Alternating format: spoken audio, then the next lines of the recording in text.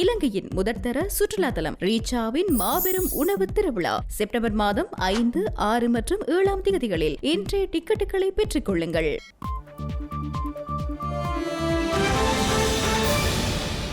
வணக்கம். இது ஐபிசி தமிழின் இரவு நேர பிரதான செய்திகள். முதலில் தலைப்புச் செய்திகள்.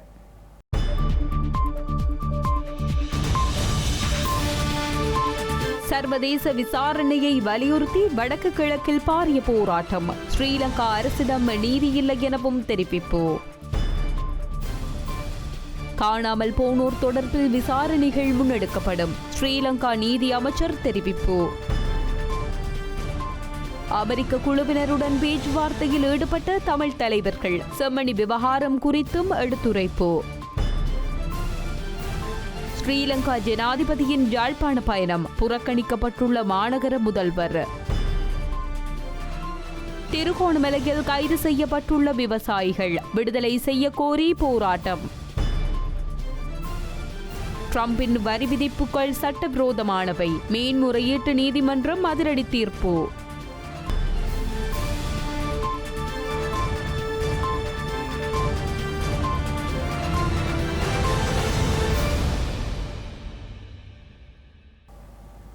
இனி விரிவான செய்திகள். சர்வதேச காணாமல் ஆக்கப்பட்டோர் தினமான இன்று வடக்கு கிழக்கு தழுவிய மாபெரும் கவனியீர்ப்பு போராட்டம் இடம்பெற்றுள்ளது. வடக்கில் யாழ்ப்பாணம் நல்லூர் கிட்டு பூங்காவிலிருந்தும் கிழக்கில் மட்டக்களப்பு காந்தி பூங்காவிலிருந்தும் போராட்டங்கள் முன்னெடுக்கப்பட்டுள்ளன.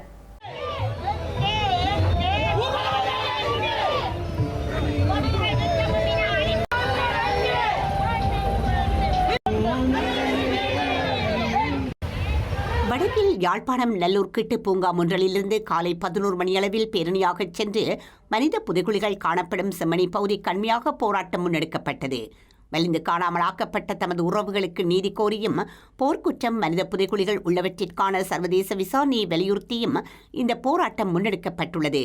இதில் தமது உறவுகளை தொலைத்து பல வருடங்களாக தேடிக்கொண்டிருக்கும், நீதி கேட்டுக்கொண்டிருக்கும் பெருமளவான மக்கள் கலந்து கொண்டுள்ளனர்.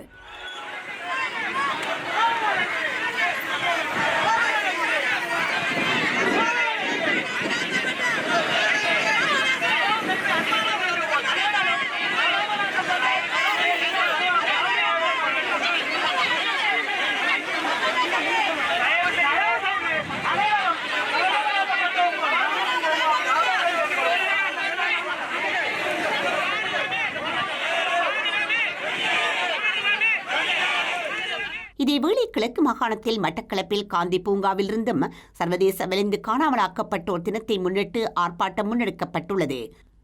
குறித்த பேரணி கல்லடி பாலத்திலிருந்து ஆரம்பமாகி காந்தி பூங்கா வரை இடம்பெற்று அங்கு ஐக்கிய நாடுகள் சபைக்கு கையளிப்பதற்கான மகஜர் வாசிக்கப்பட்டு நிறைவடைந்தது.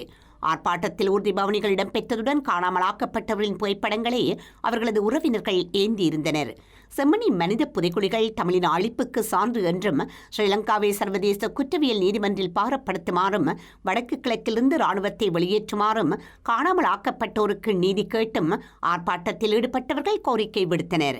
ஆர்ப்பாட்டத்தில் அரசியல்வாதிகள், பல்கலைக்கழக மாணவர்கள், நாடாளுமன்ற உறுப்பினர்கள், பிரதேச சபை தவிசாளர்கள், உறுப்பினர்கள், மாநகர சபை முதல்வர்கள் உள்ளிட்ட பொதுமக்களும் கலந்து கொண்டனர்.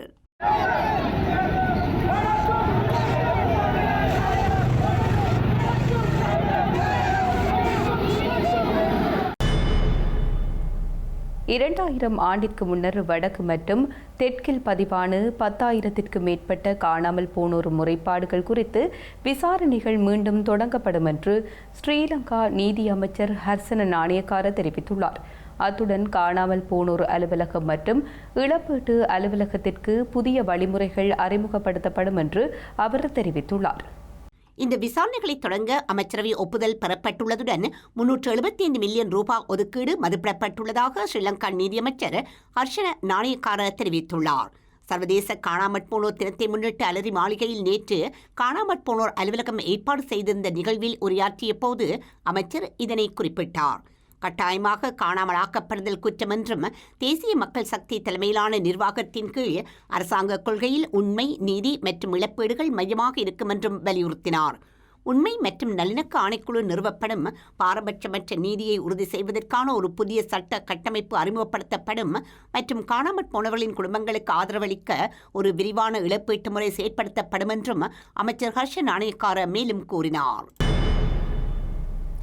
இதேவேளை காணாமலாக்கப்பட்ட உறவுகளின் தாயொருவர் அலரி மாளிகையில் காணாமல் போனோர் அலுவலகம் ஏற்பாடு செய்திருந்த நிகழ்வில் உரையாற்றிய போது போர்க்காலத்தில் காயமடைந்திருந்த போதும் தமது பிள்ளைகளை தாம் ஒப்படைத்ததாகவும் இதுவரையில் மழை வெயில் என பாராது தமது பிள்ளைகளை தேடியும் அவர்களுக்கு நீதி கோரியும் அனைத்து வழிகளிலும் முயற்சித்து விட்டதாகவும் இதுவரையில் எந்த வகையிலும் பிள்ளைகள் தொடர்பிலான எதுவித தகவல்களும் கிடைக்கவில்லை எனவும் அவர் குறித்த நிகழ்வில் கண்ணீர் மல்க உரையாற்றியிருந்தார். யாழ் செம்மணி மனித புதைகுழியில் தொடர்ச்சியாக மனித எச்சங்கள் வெளிவருகின்ற நிலையில் சர்வதேச விசாரணையொன்றை கோருவதன் மூலம் உண்மை நிலை நாட்ட முடியும் என தமிழீழ விடுதலை இயக்கத்தின் ஊடக பேச்சாளர் குருசாமி சுரேந்திரன் தெரிவித்துள்ளார். யாழில் இன்று முன்னெடுக்கப்பட்ட கையெழுத்து போராட்டத்தில் கலந்து கொண்டு இதனை தெரிவித்துள்ளார். தமிழ் தேசியம் சார்ந்த கட்சிகளும் பொது அமைப்புகளும் ஒன்றிணைந்து செம்மணி புதைகுழிக்கு நீதி வேண்டி கையெழுத்து போராட்டம் ஒன்றினை வடக்கு கிழக்கு தழுவிய ரீதியில் முன்னெடுத்து வருகின்றன. ஐக்கிய நாடுகள் சபையின் மனிதுரிமைகள் பேரவைக்கும் பாதுகாக்கும் சபைக்கும் அனுப்புவதற்காக இந்த கையெழுத்து வேட்டை முன்னெடுக்கப்பட்டு வருகின்றது. அந்த வகையில் இந்த போராட்ட மானத்தின் பகுதி வேலை திட்டம் இன்றைய தினம் நவாலி மற்றும் மானிப்பாய் பகுதிகளிலும் முன்னெடுக்கப்பட்டது. இந்த போராட்டத்தில் முன்னாள் நாடாளுமன்ற உறுப்பினர் தர்மலிங்கம் சித்தார்த்தன், தமிழீழ விடுதலை இயக்கத்தின் ஊடக பேச்சாளர் குருசாமி சுரேந்திரன், வடக்கு மாகாண சபையின் முன்னாள் உறுப்பினர் ப. கஜதீபன், வலிகாமம் தென்மேற்கு பிரதேச சபையின் உறுப்பினர்கள், சமூக மட்ட பொது அமைப்பினர் மற்றும் பொதுமக்கள் ஆகியோர் கலந்து கொண்டு கையொப்பங்களை பதிவு செய்தனர். யுத்த சூழலற்ற நேரத்திலே இந்த மக்கள் அந்த பிரதேசத்தில் பயணித்த பொழுது அவர்கள் அனைவரும் கைது செய்யப்பட்டு படுகொலை செய்யப்பட்டு புதைக்கப்பட்டிருக்கிறார்கள். பலர் கொலை செய்யாமலே புதைக்கப்பட்டிருப்பதற்கான ஆதாரங்களும் கிடைத்திருப்பதாக சொல்லப்படுகிறது. இது எங்களுடைய இனத்தினுடைய நீண்ட கோரிக்கையான இனப்படுகொலைக்கான ஆதாரத்தின் பிரதான பங்காக இனப்படுகொலைக்கான நோக்கத்தை நிரூபிக்கக்கூடிய ஒரு விடயமாக எங்களுக்கு தெரிய வந்திருக்கிறது. இதுபோன்று பல மனித புதைகுழிகள் வடக்கு கிழக்கு பிரதேசத்திலே அடையாளப்படுத்தப்பட்டிருக்கின்றன. வடக்கு கிழக்கிலே இந்த புதைகுழிகளை நாங்கள் மீள தோண்டி எடுப்பதற்கும் அதே போன்று அதற்கான சர்வதேச நிதி மற்றும் தொழில்நுட்பம் ஆகியவற்றையும் ஐநா மனித உரிமை பேரவையிலே மனித உரிமை உயர்ஸ்தானியர் அலுவலகத்திலே ஒஸ்லாப் என்ற ஒரு அமைப்பு உருவாக்கப்பட்டிருக்கிறது நிறுவனம். அது இந்த ஆதாரங்களை சேகரித்து வகைப்படுத்தி பாதுகாத்து சர்வதேச குற்றவியல் நீதிமன்றத்தில் சமர்ப்பிப்பதற்கான வேலை திட்டத்தில் ஈடுபட்டிருக்கிறார்கள். அதில் இந்த செம்மணி உட்பட அனைத்து மனித புதைகுழிகளும் ஆதாரங்களும் சேகரிக்கப்பட்டு சர்வதேச குற்றவியல் நீதிமன்றத்தில் சமர்ப்பிக்கப்பட வேண்டும். அதே போன்று சர்வதேச நீதி பொறிமுறையை உடனடியாக ஐநா கால அவகாசம் வழங்காது ஆரம்பிக்க வேண்டும் என்ற கோரிக்கையை முன்வைத்து இந்த போராட்டம் நடைபெறுவது. இந்த கையொப்பங்களை பெற்றுக்கொண்டு லட்சக்கணக்கான கையொப்பங்கள் சேர்ந்து கொண்டிருக்கின்றன. இவற்றை நாங்கள் ஐநாவுக்கு கையளிப்பதற்கான வேலை திட்டத்தின் ஒரு பகுதியாக இன்று இந்த கையெழுத்து போராட்டம் நடைபெற்றுக் கொண்டிருக்கிறது. வடக்கு கிழக்கில் கண்டறியப்பட்டுள்ள புதைகுழிகள் தொடர்பில் அமெரிக்க தூதுக்குழுவிடம் எடுத்துரைக்கப்பட்டுள்ளது. குறிப்பாக செம்மணி விவகாரம் தொடர்பிலும் விரிவாக கலந்துரையாடப்பட்டுள்ளது. ஆட்சி, வர்த்தகம் மற்றும் பாதுகாப்பு ஆகியவற்றில் உறவுகளை வளர்ப்பதற்கான வழிகளை ஆராய்வதற்காக அமெரிக்காவிலிருந்து இருதரப்பு காங்கிரஸ் உறுப்பினர்களையும் கொண்ட அலுவலர்கள் குழு இலங்கையை வந்தடைந்துள்ளனர். குறித்த குழு இலங்கை அரசு தரப்பு உட்பட பல தரப்பினருடனும் கலந்துரையாடல்களை நடத்தி வருகின்றனர். இந்த குழுவினர் தமிழ் பேசும் மக்களின் தலைவர்களை கொழும்பில் சந்தித்து கலந்துரையாடியுள்ளனர். தமிழ் முற்போக்கு கூட்டணியின் தலைவர் மனோ கணேசன், ஸ்ரீலங்கா முஸ்லிம் காங்கிரசின் பொதுச் செயலாளர் நிசாம் காரியப்பர், இலங்கை தமிழரசு கட்சியின் பொதுச் செயலாளர் ஜனாதிபதி சட்டத்தரணி M.A. சுமந்திரன் ஆகியோருடனேயே அந்த குழுவினர் விரிவான பேச்சுக்களில் ஈடுபட்டுள்ளனர். புதிய அரசியல் சட்ட செயல்முறை, மாகாண சபை தேர்தல்கள், பயங்கரவாத தடுப்புச் சட்டம் ரத்து, செம்மணி மற்றும் நாட்டின் வடக்கு கிழக்கு தெற்கு பகுதிகளில் உள்ள அனைத்து புதைகுழிகள் குறித்து தூதுக்குழுவினரிடம் வலியுறுத்தியுள்ளனர். யாழ்ப்பாணத்துக்கு வருகை தரும் ஜனாதிபதி அனுரகுமார திசாநாயக்க மாநகர சபையின் பிரதான நூலகத்திற்கு வருகை தரும் அதே நேரம் நூலகத்தில் இடம்பெறும் எந்த நிகழ்வுக்கும் மாநகர முதல்வருக்கு அழைப்பு விடுக்கப்படவில்லை என தெரிய வருகின்றது. யாழ் குடாநாட்டுக்கு நாளை மறுதினம் திங்கட்கிழமை வருகை தரும் ஜனாதிபதி அனுரகுமார் திசாநாயக்க மாவட்ட செயலகத்தில் கடவுச்சீட்டு அலுவலக திறப்பு, மண்டைத்தீவில் சர்வதேச துடுப்பாட்ட மைதான அடிக்கல் நாட்டல் போன்றவற்றுடன் மாநகர சபையின் பிரதான நூலகத்தில் ஒரு நிகழ்வு உள்ளிட்ட பல்வேறு நிகழ்வுகளிலும் பங்கு கொள்ளவுள்ளார். யாழ்ப்பாணத்தில் ஜனாதிபதி பங்கு பெற்றும் நிகழ்வுகள் தொடர்பான ஏற்பாட்டுக் கூட்டம் மாவட்ட செயலகத்தில் மாவட்ட செயலாளரின் ஏற்பாட்டில் கடந்த 25ஆம் தேதியன்று இடம்பெற்ற போது மாநகர சபையிலிருந்து ஆணையாளர் மற்றும் நூலகர் ஆகியோரை மட்டுமே மாவட்ட செயலாளர் எழுத்து மூலமாக அழைத்திருந்தார். இலங்கை தமிழரசு கட்சியை பிரதிநிதித்துவப்படுத்தும் மாநகர முதல்வர் மதிவதனி விவேகானந்த ராஜாவை அழைக்கவோ அல்லது ஜனாதிபதியின் வருகை தொடர்பில் அவருக்கு அறிவிக்கவோ இல்லையென தற்போது தெரியவந்துள்ளது. மாவட்ட செயலகம் புறக்கணித்தமை போன்று ஜனாதிபதி செயலகமும் இதுவரை மாநகர முதல்வருக்கு எந்தவொரு அழைப்போ அல்லது அறிவித்தலோ வழங்கவில்லை. இதன் காரணமாக நாளை ஞாயிற்றுக்கிழமை நூலகத்தில் இடம்பெறும் ஜனாதிபதியின் வருகையின் போது மாநகர ஆணையாளர் உள்ளிட்ட அரச உத்தியோகத்தர்களும் அரச தரப்பு மாநகர சபை உறுப்பினர்கள் மட்டுமே பங்கு கொள்ளக்கூடும் என எதிர்பார்க்கப்படுகின்றது. திருகோணமலை சீனக்குடா காவல்துறையினரால் கைது செய்யப்பட்டு விளக்கமறியலில் வைக்கப்பட்டுள்ள முத்துநகர் விவசாயிகள் 5 விடுதலை செய்ய கோரி கவனஈர்ப்பு போராட்டம் முன்னெடுக்கப்பட்டுள்ளது. முத்துநகர் விவசாயிகளால் சீனக்குடா காவல்துறை நிலையம் முன்பாக இன்றைய தினம் குறித்த போராட்டம் இடம்பெற்றுள்ளது. திருகோணமலை முத்துநகர் பகுதி விவசாய காணியில் தனியார் நிறுவனத்தினர் கடந்த 27ஆம் தேதி பெக்கோ இயந்திரம் மூலமாக சூரிய மின்சக்தி திட்டம் தொடர்பான வேலை திட்டத்தை ஆரம்பிக்க முற்பட்டுள்ளனர். இதனால் குறித்த விவசாயிகள் சென்று தடுத்து நிறுத்த முற்பட்ட வேளையில் வாய் தகராறு ஆரம்பமானதுடன் பின்னர் கலவரமாகியுள்ளது. இதனைத் தொடர்ந்து சீனக்குடா காவல்துறையினரால் 5 விவசாயிகள் கைது செய்யப்பட்டு திருகோணமலை நீதிமன்றில் முன்னிலைப்படுத்தப்பட்ட நிலையில் எதிர்வரும் 4ஆம் தேதி வரை விளக்கமறியலில் வைக்குமாறு நீதிவான் உத்தரவிட்டுள்ளார். இந்த நிலையில் குறித்த விவசாயிகளை விடுதலை செய்ய கோரியும் பெக்கோ இயந்திர சார்ந்தவை கைது செய்ய கோரியும் இன்றைய தினம் போராட்டம் முன்னெடுக்கப்பட்டுள்ளது. கடந்த 27ஆம் தேதி எங்களோட கிராமத்தில் உள்ள விவசாய காணிகளை தரமட்டமாக்குறதுக்கு பெக்கோ சார்ந்தவர்கள் 4-5 ஜேசிபியை போட்டு செய்ய போன நடத்த எங்களோட ஊர் மக்கள் இந்த எங்களுக்கு ஜனாதிபதி 31ஆம் தேதி 30ஆம் தேதிக்குள்ள ஒரு முடிவொன்று தாரேன்னு சொல்லி இருக்காங்க. அதுக்கிடையில் ஏன் நீங்கள் வரீங்க, நீங்கள் இப்போ வராங்க, இந்த 31ஆம் தேதிக்கு பிறகு ஒரு முடிவொன்று கிடைச்சது பிறகு உங்களோட வேலை செய்யுங்க. இப்போ நீங்கள் எங்களுக்கு இதுக்குள்ள வர வேணாம், நாங்கள் விடமாட்டோம்னு செல்ல போனதை பெக்கோ விசிக்கி அடித்து எங்களை ஊர் மக்கள் 2-3 பேர் போட்டில் இன்னும் அந்த போட்டில் உள்ளாக்களை கூட இந்த போலீஸ் அதிகாரிகள் இன்னும் என்ட்ரி எடுக்கவோ ஒன்றுக்கும் போகப்படலை. அதால் இதுக்கு இந்த போலீஸி ஒரு பக்கம் நிற்கிறதுக்கு காரணம் என்ன? இது அரசியல் பலமா இல்லாட்டி இந்த அந்த ஒரு சில கிராமங்களில் இருக்கிறார்கள சல்லி பலமான்றது எங்களுக்கு தெரியாமல் இருந்துச்சு. இதுக்கு ஒரு முடிவெடுத்து தருமாறு உயர் அதிகாரிமார்கிட்ட கேட்டுக்கொள்கின்றோம். யாழ் மாவட்ட இளைஞர்களுக்கு இடையிலான சதுரங்க போட்டி இன்றைய தினம் இடம்பெற்றுள்ளது. தேசிய இளைஞர்கள் சேவைகள் மன்றம் வருடம்தோறும் சதுரங்க போட்டியினை நடத்தி வருகின்றது. அந்த வகையில் யாழ் மாவட்ட இளைஞர் சம்மேளன இளைஞர்களுக்கான சதுரங்க போட்டி இன்று தேசிய இளைஞர் சேவைகள் மன்றத்தின் யாழ் மாவட்ட இளைஞர்கள் பயிற்சி நிலையத்தில் காலை 9:30 அளவில் இடம்பெற்றது. சுற்றுப்போட்டியில் யாழ் மாவட்டத்தில் உள்ள பிரதேச சம்மேளனங்களில் இருந்து தெரிவு செய்யப்பட்ட சதுரங்க விளையாட்டு வீர வீராங்கனைகள் மிக ஆர்வமாக பங்கு கொண்டனர்.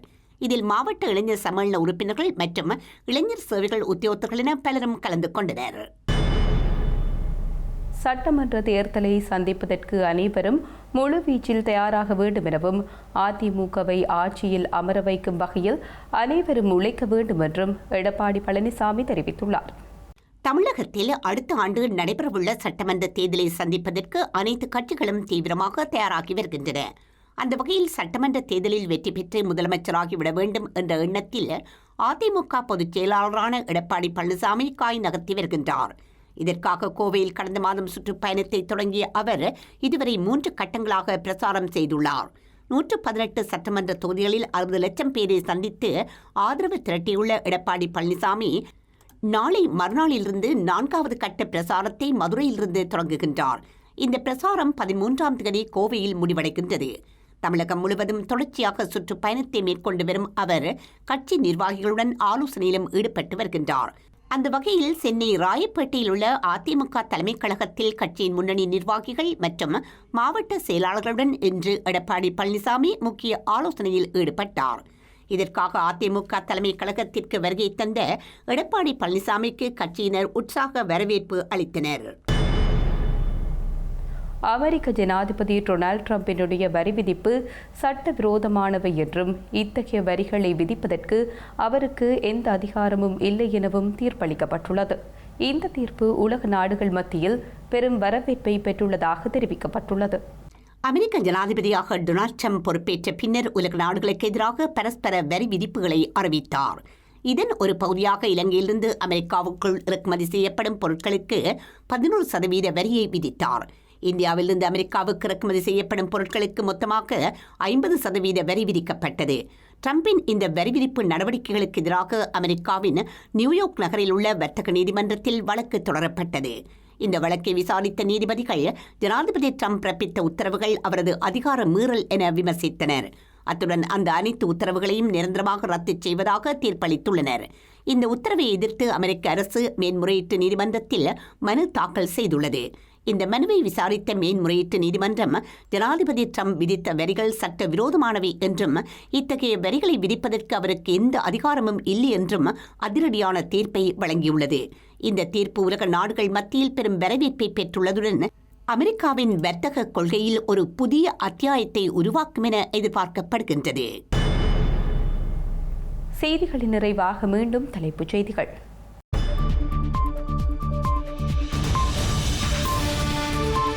சர்வதேச விசாரணையை வலியுறுத்தி வடக்கு கிழக்கில் பாரிய போராட்டம். ஸ்ரீலங்கா அரசிடம் நீதியில்லை எனவும் தெரிவிப்பு. காணாமல் போனோர் தொடர்பில் விசாரணைகள் முன்னெடுக்கப்படும். ஸ்ரீலங்கா நீதி அமைச்சர் தெரிவிப்பு.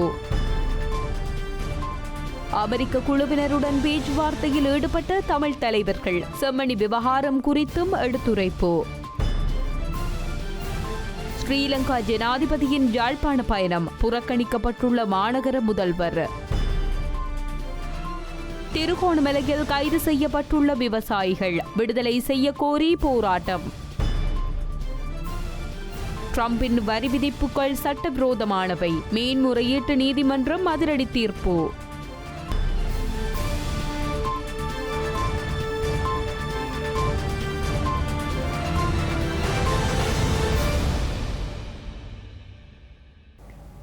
இத்துடன் ஐபிசி தமிழின் இரவு நேர பிரதான செய்திகள் நிறைவு பெற்றன.